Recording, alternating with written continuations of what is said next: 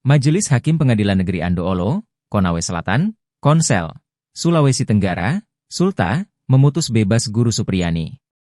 Dari dakwaan kasus penganiayaan siswa D, yang merupakan anak polisi di Polsek Baito, Konsel. Putusan perkara Supriyani dibacakan Majelis Hakim saat sidang vonis di PN Andoolo Konsel, Senin, 25 November 2024, pagi. Dalam amar putusan Hakim Vivi Fatmawati Ali, menyatakan tidak ada bukti kuat dan meyakinkan Guru Supriyani melakukan pemukulan terhadap muridnya D.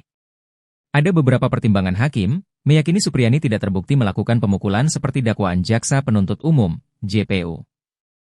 Seperti tidak adanya bukti kuat, dan keterangan saksi siswa D serta dua temanya yang dihadirkan di persidangan.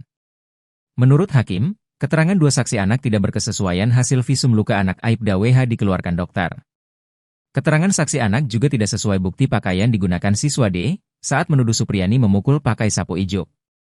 Majelis Hakim berpendapat keterangan atas saksi Izatun dan keterangan atas saksi Afizah tidak berkesesuaian dengan bukti hasil visum yang diajukan, serta tidak berkekusian dengan bukti lainnya berupa celana merah anak korban, di mana tidak ada bukti sobekan.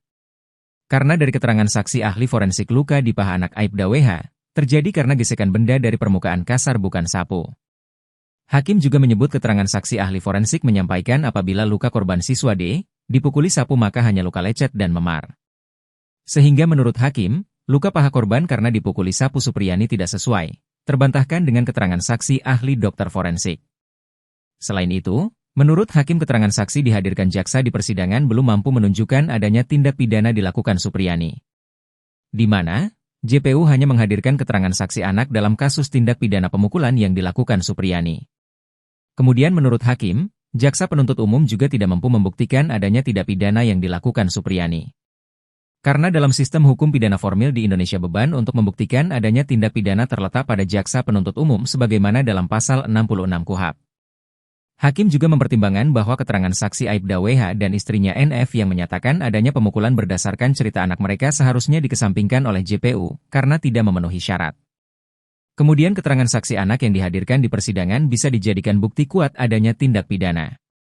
Hal ini sesuai dengan keterangan saksi ahli Reza Indragiri yang menyampaikan kualitas kesaksian yang masih berusia kanak-kanak.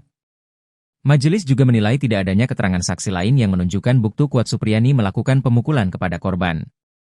Karena di hari kejadian atau Rabu, 24 April 2024, yang tuduhkan kepada Supriyani tidak ada yang melihat adanya tindak pidana penganiayaan. Bukti ini diperkuat dengan keterangan saksi Lilis wali kelas korban, Kepala Sekolah SDN 4 Baito Sana Ali, dan Nur Aisyah wali kelas 4. Di mana keterangan saksi Lilis menyebut Supriyani hanya mengajar di ruang kelas 1B dan tidak pernah masuk kelas 1A tempat korban belajar. Hakim menilai seharusnya jaksa bisa membuktikan Ibu Supriyani masuk ke kelas 1A dan melakukan pemukulan terhadap korban seperti yang dituduhkan.